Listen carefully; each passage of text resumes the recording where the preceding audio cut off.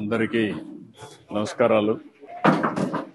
ఈరోజు మా కుటుంబంలో అందరికంటే పెద్దగా ఉండే జయకృష్ణ గారి సతీమణి పద్మావతి గారు చనిపోవడం చాలా బాధాకరం. ఈ కుటుంబానికే చాలా తీరని లోటు. నాకు పెళ్లిగా మునుపటి నుంచి జయకృష్ణ గారితో అదే మరిగా ఆవిడతో పరిచయం ఉండేది. మా పెళ్లి విషయంలో కూడా వీరే పెద్దగా ఉండి కూడా అన్ని చూసుకున్నారు. ఇంట్లో కూడా అందరూ యంగ్స్టర్స్గా ఉంటే మా అత్తగారి తర్వాత ఆవిడే పెద్దరికం చేస్తూ అందరినీ ఏ విధంగా అన్ని విషయాలు చూసుకోవాలని చూసుకుంటూ వచ్చారు. అలాంటి ఒక విధంగా చెప్పాలంటే అందరికీ ఏ ఏ అవసరాలున్నా కానీ కుటుంబానంతా కూడా కలుపుకుంటూ ముందుకు పోయారు. ఇటీవల కాలంలో ఆవిడకి సుస్థి కావడం, అనారోగ్యం కావడం, దాంతో ఈరోజు తెల్లవారితో చనిపోవడం చాలా బాధేస్తుంది.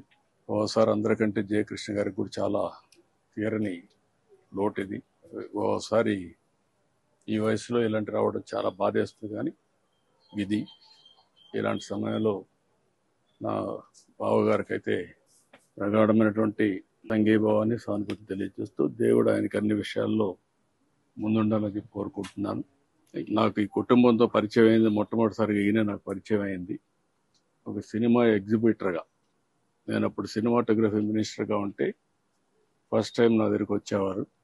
అక్కడి నుంచి పరిచయం, తర్వాత మా నాయకుడు అయినటువంటి మామగారు అయినటువంటి రమారావు గారిని కలవడం, అవన్నీ జరిగాయి. ఈయనే అన్ని విషయాల్లో ముందున్నారో చూశారు.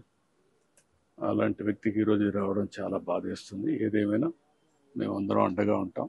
ధైర్యంగా ఉంటాడు, ధైర్యంగా ఉండి ముందుకు పోతాం.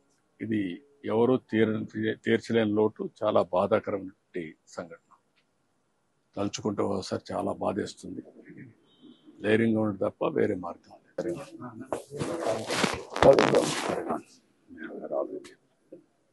ముందు మీ ఆరోగ్యం